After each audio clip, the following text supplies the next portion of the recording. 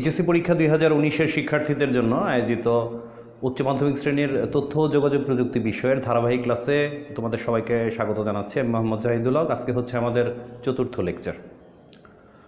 আজকের লেকচারে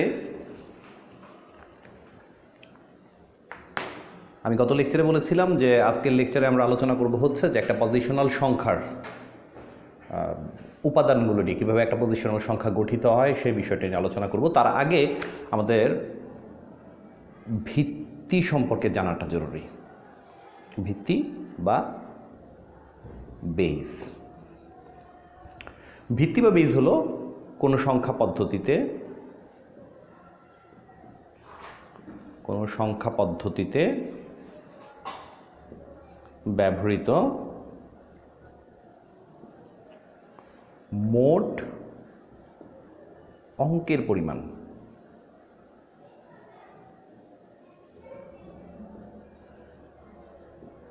পরিমাণকে ভিত্তি বলে। তার মানে হলো যে কোনো একটা সংখ্যা পদ্ধতিতে আমরা কতগুলো প্রতীক বা চিহ্ন ব্যবহার করব তা হচ্ছে ওই সংখ্যা পদ্ধতির বেস বা ভিত্তি। আমরা বর্তমানে যে সংখ্যা পদ্ধতিটা ব্যবহার করছি সেখানে আমরা কয়টা অঙ্ক ব্যবহার করি? 0 থেকে 9 পর্যন্ত বা 0 থেকে 9 পর্যন্ত এই সর্বমোট 10টি অঙ্ক বা ডিজিট আমরা ব্যবহার করি। এই 10টি ডিজিট বা অঙ্ক ব্যবহার করে আমরা অসীম সংখ্যক সংখ্যা তৈরি করতে পারি। তাহলে আমরা যে সংখ্যা পদ্ধতিটা ব্যবহার করি এই সংখ্যা পদ্ধতির বেস বা ভিত্তি হচ্ছে 10। আসো আমরা যে কোনো একটা সংখ্যাকে এখন একটু বিশ্লেষণ করব যে এই সংখ্যাটার মান আমরা কিভাবে নির্ধারণ করি। মনে রাখবা গত লেকচারে আমি বলেছি যে আমরা মূলত আলোচনা করব সংখ্যা পদ্ধতির মধ্যে পজিশনাল সংখ্যা নিয়ে, বা পজিশনাল সংখ্যা পদ্ধতিতে যে সংখ্যাগুলো হয় সেগুলো নিয়ে।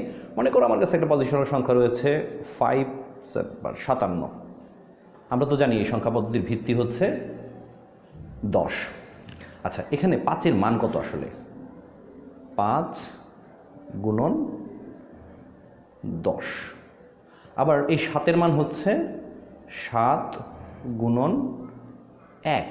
যদি এখানে 3 থাকতো তাহলে এটার মান হতো হচ্ছে 3 গুণন 100। তার মানে ডিজিটগুলোর মানের সাথে আমরা দেখতেছি যে অবস্থান অনুযায়ী বিভিন্ন মান যুক্ত হচ্ছে।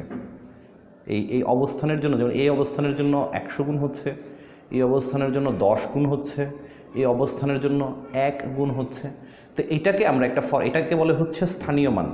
এই অবস্থানের মান এটা হচ্ছে অঙ্কের মান। তার মানে পজিশনাল সংখ্যাতে অঙ্কটার ভ্যালু নির্ধারিত হয় তার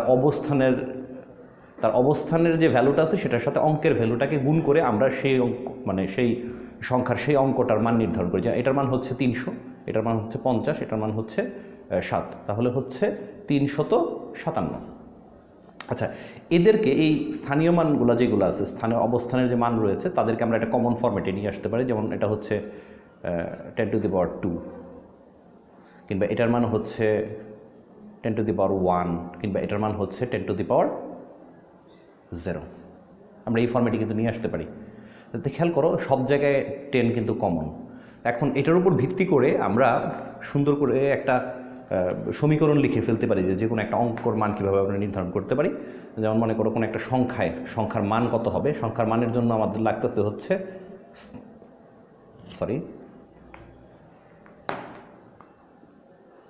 অঙ্কের মান তার সাথে গুণ হচ্ছে স্থানীয় মান। আর এই স্থানীয় মানটাকে আমরা বলি হচ্ছে এভাবে, যে স্থানীয় মানটা আমরা কিভাবে নির্ধারণ করি? স্থানীয় মান সমান সমান হচ্ছে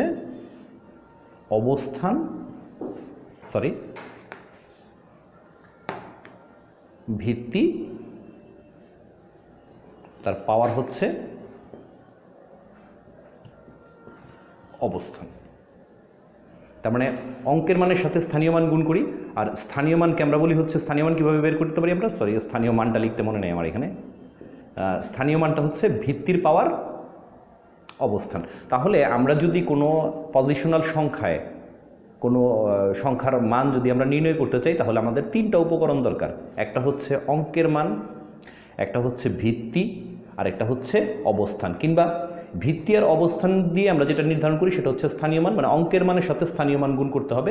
তাহলে আপনাকে চিনতে হবে অথবা আমাদেরকে চিনতে হবে অঙ্কের মান কত জানতে হবে, ওই সংখ্যা পদ্ধতির ভিত্তি কত জানতে হবে, এবং অঙ্কটা সংখ্যার কোন অবস্থানে রয়েছে সেটাকেও আপনার জানতে হবে। এখন আমরা বললাম যে এত কষ্ট করে এত কিছু জানার দরকারটা কি আমাদের। ব্যাপারটা হচ্ছে যে তথ্য এবং যোগাযোগ প্রযুক্তির মধ্যে সবচেয়ে ইম্পর্টেন্ট যে অংশটা, যে ম্যাটেরিয়ালটা তথ্য এবং যোগাযোগ প্রযুক্তিতে ব্যবহৃত হয় সেটা হচ্ছে কম্পিউটার। কম্পিউটারের অপারেশনাল কাজের জন্য আমরা যেই পদ্ধতিটা ব্যবহার করি, যেখানে 10টা ডিজিট রয়েছে, এটা ছাড়াও বিকল্প কিছু সংখ্যা পদ্ধতি ব্যবহার করতে হয়, যেটা ব্যবহার করলে একটু সুবিধা হয়। সেই সুবিধাগুলো নিয়ে আমরা পরে কোনো এক সময় পরবর্তী লেকচার আলোচনা করব। তো ভিত্তির উপর ভিত্তি করে, বেইজের উপর ভিত্তি করে, কেমন জানি লাগে আমার কাছে ভিত্তির উপর ভিত্তি করে, এই কারণে লিখলাম হচ্ছে বেইজের উপর ভিত্তি করে 4 ধরনের সংখ্যা পদ্ধতি তথ্য প্রযুক্তিতে আলোচনা হয়। তথ্য প্রযুক্তিতে আলোচনা হয়, চাইলে আরও বেশি হতে পারত, কিন্তু এই 4টাই চলে। এই 4টা নিয়ে আসলে কাজ হয়, কারণ 4টা পদ্ধতি রয়েছে। একটার নাম হচ্ছে দশমিক, একটার নাম হচ্ছে বাইনারি, একটার নাম হচ্ছে অক্টাল, এবং আরেকটার নাম হচ্ছে হেক্সাডেসিমাল। এখন এই দশমিক সংখ্যা পদ্ধতি, আমরা যে সংখ্যা পদ্ধতিটা ব্যবহার করি তার ভিত্তি হচ্ছে 10, এবং এখানে যে অঙ্কগুলো ব্যবহৃত হয় এগুলো হচ্ছে 0 থেকে 9 পর্যন্ত এই 10টা অঙ্ক। বাইনারির ভিত্তি হচ্ছে 2, তাহলে আলটিমেটলি আমরা সবচেয়ে ছোট মানের দুটো অঙ্ক ব্যবহার করব, যেমন 0 আর 1। বলতে পারতেন যে 2, 4 কেন ব্যবহার করলাম না। সমস্যা হচ্ছে 2 আর 3 যদি অঙ্কগুলো আমি ব্যবহার করতাম, 0 এবং 1-এর চাইতে বড় অন্য কোনো অঙ্ক যদি আমি এখানে ব্যবহার করতাম, তাহলে আমি কিন্তু 1 পরিমাণটাকে প্রকাশ করতে পারবো না। এই কারণে সবচেয়ে ছোট ভ্যালু 0 and 1 এই দুইটাকেই অঙ্ক আমরা ব্যবহার করি। অক্টালের জন্য বেজ হচ্ছে 8, এবং এখানে ব্যবহৃত অঙ্ক হচ্ছে 0 থেকে 7 পর্যন্ত ডিজিটগুলো আমরা নিই, এবং হেক্সাডেসিমালের জন্য হচ্ছে 16। সমস্যা হয়ে গেল, কারণ 16টা ডিজিট আসলে আমরা চিনি না, কিন্তু আমরা এখানে একটু কি বলে অন্যর কাছ থেকে ধার নিয়েছি দশমিক থেকে, যে 0 থেকে 9 পর্যন্ত যে অঙ্কগুলো রয়েছে সেগুলো তো আমরা ব্যবহার করব। আর রোমান হরফে বা ইংরেজি বর্ণমালায় যে বড় হাতের A, B, C, D, E, F, এই 1, 2, 3, 4, 5, 6টা আর এখানে 10টা, এই 16টা ডিজিট আমরা ব্যবহার করি। 16টা প্রতীক। এখানে বলতে পারো যে স্যার আপনি তো গত কয়েক লেকচার আগে বলেছিলেন যে এ তো একটা বর্ণমালা। দেখো এখানে আমরা ব্যবহারের সুবিধার্থে এ কে ডিজিট হিসেবে নিয়েছি, বি কে আমরা ডিজিট হিসেবে নিয়েছি, সি কে আমরা ডিজিট হিসেবে নিয়েছি। তো প্রত্যেকের একটা আলাদা আলাদা ভ্যালু রয়েছে। এখানে হচ্ছে 16টা, আর বাকি সবগুলো তো আমি আইডেন্টিফাই করে দিলাম। এখন একটা মজার জিনিস তোমরা খেয়াল করো, যে কোনো একটা সংখ্যা যখন লেখা হবে, যে আমরা লিখলাম এখানে 5, 7, এতক্ষণ পর্যন্ত তোমাদের সাথে এই আলোচনাটা যে ডেসিমালে আমরা ভিত্তির উপর ভিত্তি করে আমরা অনেকগুলো সংখ্যা পদ্ধতি ব্যবহার করি, সেখানে একটা জিনিস খেয়াল করো, এই যে 5 এবং 7 এই অঙ্ক দুটোর অস্তিত্ব কিন্তু বাইনারি ছাড়া দশমিক, অক্টাল কিংবা হেক্সাডেসিমাল 3টা সংখ্যা পদ্ধতির মধ্যেই রয়েছে। তাহলে এই সংখ্যাটাকে আমি কোন পদ্ধতির সংখ্যা হিসেবে ধরব? এখন থেকে যখনই তুমি কোনো সংখ্যা, কোনো পরিমাণ তুমি আইসিটির সময় লিখবা, এখন থেকে আজকে থেকেই শুরু করবা যে অবশ্যই তুমি এটাকে ব্র্যাকেটের মাধ্যমে নিচে বেসটা উল্লেখ করে দিবা, এখানে ভিত্তিটা উল্লেখ করে দিবা যে এটা হচ্ছে এই পদ্ধতিতে পরিমাণটা লেখা হয়েছে। যেমন তুমি যদি এখানে ভিত্তির মধ্যে লিখে দাও যে এটা হচ্ছে 16, তাহলে এটা এক ধরনের পরিমাণ বোঝাবে। কিংবা এটাকে তুমি যদি বলে দাও যে এটার মান হচ্ছে 10, তাহলে এটা আরেকটা পরিমাণ দেখাবে। এই দুটো কিন্তু ইকুয়াল হবে না, যদিও অঙ্ক আমরা ব্যবহার করছি, কিন্তু উনি যে পরিমাণ প্রকাশ করতেছে এটা এই পরিমাণ প্রকাশ করবে না। তাহলে একটু রিক্যাপ করে ফেলি, একটু আগে আমরা গঠনগুলো নিয়ে আলোচনা করছিলাম যে কে কী পরিমাণ দেখাচ্ছে।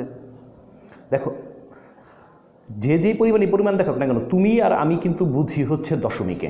তাহলে এইটা দিয়ে কি পরিমাণ বোঝাচ্ছে? যেমন 5 মানে 5, ওনার ভিত্তি হচ্ছে 16।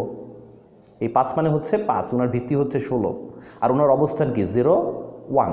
তাহলে আমরা এখানে 1 দিলাম, কারণ এটাই ছিল কিন্তু গঠন। অঙ্কের মান গুণন স্থানীয় মান। স্থানীয় মান কীভাবে হয়? ভিত্তির পাওয়ার অবস্থান। আবার এটার সাথে যোগ করতে হতো কাকে? 7 গুণ 16, তার অবস্থান হচ্ছে 0। তাহলে তার মান কত আসলো? 3, 5 6 30 0, হাতে আছে 3, 5 একে 5, 6 7 8।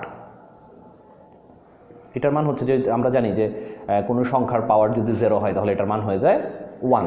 তাহলে এটার মান হলো 7 একে 7। তাহলে এটা অ্যাকচুয়ালি ডেসিমালে আমরা যেটা বুঝি, এটা আসলে আমরা হেক্সাডেসিমালে 57 লিখছি, কিন্তু আমরা এটা বের করে ফেলছি হচ্ছে আমরা যে পরিমাণটা বুঝি 87। তার মানে 87, আমার কাছে যদি কমলা থাকে 87টা কমলাকে যদি আমার হেক্সাডেসিমাল সংখ্যা পদ্ধতিতে প্রকাশ করতে হয়, তাহলে আমি লিখবো হচ্ছে 57, বেস হচ্ছে 16। আবার তুমি তো জানোই, এটাকে যদি আমরা এইভাবেও ভাগ করি, যে এটা 5 হবে হচ্ছে 5 গুণন 10, আর এটার হবে কি 7 গুণন 1, তার মানে কত হলো? 57। এটা হচ্ছে, এখন এই দুইটা কি সমান? না, এই দুইটা সমান না। আশা করি আজকের লেকচারের পরে তোমরা একটা পজিশনাল সংখ্যা পদ্ধতিতে একটা সংখ্যার মান কিভাবে বের করতে হয় এই ব্যাপারটা ক্লিয়ার করতে পারবা, এবং ভিত্তি সম্পর্কেও ধারণা থাকবে। পরবর্তী লেকচারে আমরা বিভিন্ন সংখ্যা পদ্ধতির মধ্যে একটা থেকে আরেকটাতে কীভাবে রূপান্তর করা যায় সেটা নিয়ে আলোচনা শুরু করব। সেই পর্যন্ত সবাই ভালো থাকবা। আসসালামু আলাইকুম।